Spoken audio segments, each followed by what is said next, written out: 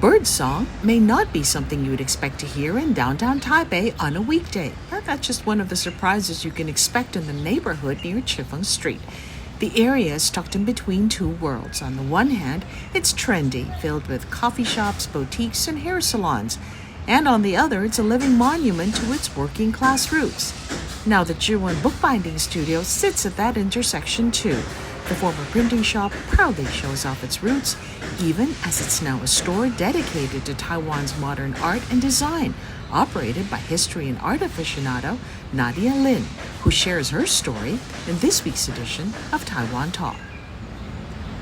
At the exit of the exhibition, there is always a souvenir shop. So local made and imported. So for the imported part, it's all from my company. And then that's why I started my contacts with all the museums in Taipei, in Taiwan. Taipei Fine Arts Museum, the Museum Taichung, Kaohsiung. And then I introduced my French products to them.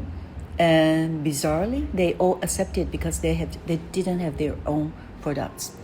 And then when the Taipei Fine Arts Museum started to release the museum, the gift shop and the bookstore for the first time at the end of the 2012, I participate in the bidding. Then I won the management right. So that's why I manage the Taipei Fine Arts Museum, the gift shop and bookstore since 2013 till now. I still as a consultant. It's at that moment I realized that I didn't know much about our own artists when I took the management right of the gift shop. So that's why I started to develop the derivative products for the senior artists, including Guo Xuehu or Chen Jing or Chen Qiguan, all these artists. Yes. And then by chance, 3 years ago in 2022, my friend introduced me to the owner of this historic house. So I started my boutique here. And my wish or my goal is because, the clientele is quite different. Here you have young, stylish, young generations, curious tourists. But most tourists, if they come to Taiwan, they often miss the Taipei Fine Arts Museum. That's why they miss the chance to know the Taiwan artists, no matter the senior one or the young ones. So that's why here in this boutique, I try to introduce, to promote, not too serious, but in a, 逛街, this kind of feeling, to introduce Taiwanese artists and also keep at least part of the assets, cultural assets. Here it used to be a bookbinding, 志文装订, bookbinding studio, and maintain as much as possible the way as it was, and also try to introduce this once existing profession to young people, to people here, local people, and also to tourists. Nadia's fully invested in their neighborhood. You could say she's almost a local who knows all there is to know about this fascinating corner of Taipei. The founder, Mr. Ye Jingquan, established his studio in 1956, but in the very beginning is at the end of this alley. Then in 1964, he moved his studio here. So then, it's more than nearly 70 years. So you can see layers of ink, even dust inside. And this is hot stamping machine. Mm-hmm. You just put a layer of gold here and you arrange the lead type under and then just plug in. This area is very special. Tell me a little bit about the area that you're operating in right now. Okay. This area is very interesting. Now it's called Chiffon Street area. Originally, some people will call it Blacksmith Streets, 打铁街, but actually it was a misunderstanding. The 打铁街 Blacksmith Street is a little bit in the north part of this area. This area is famous even till today for its second-hand auto parts shops. I saw that. Yeah, and we say the MRT separate Zhongshan district in two different worlds. On the other side of the railway, now the Zhongshan MRT line park, on the other side, parallel to near to the Zhongshan North Road leading to Tianmu, that's once lived government officials, high-ranking public servants, and even American officials and soldiers in the old days. And here on this side, it was home for small business owners, laborers, or working class residents. So it's a little bit two different worlds. So many merchants started their business here as a second-hand auto parts stores. They have renew and refurbish all these parts and then sell them to car maintenance shops.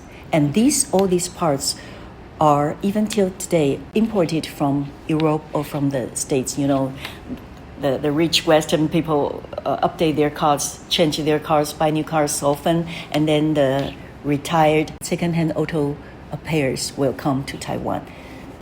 But now, this area become interesting even before the COVID pandemic. 4 or 5 years ago, more and more shops with young entrepreneurs came here because this area the streets are narrow and the houses are old, so the rents were not so high.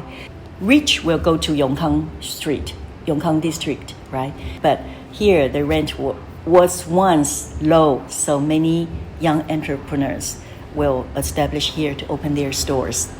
And now, Chiffon Street areas become one of the hottest spots for visitors and tourists.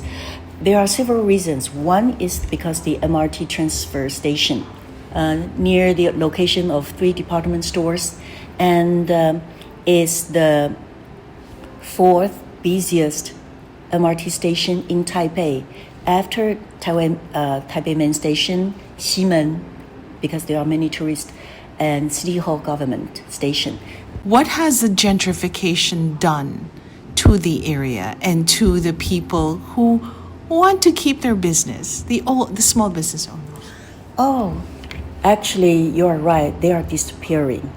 Before, we have many auto parts, second-hand auto parts shops like this along the streets. But, since more and more stores are newly opened, they started, and also the owners of these car parts stores are getting old. They are retiring. So many, I would take an example, parallel to our lane 49th, 2 more auto car parts stores will disappear. Instead, fashion clothes stores will get in.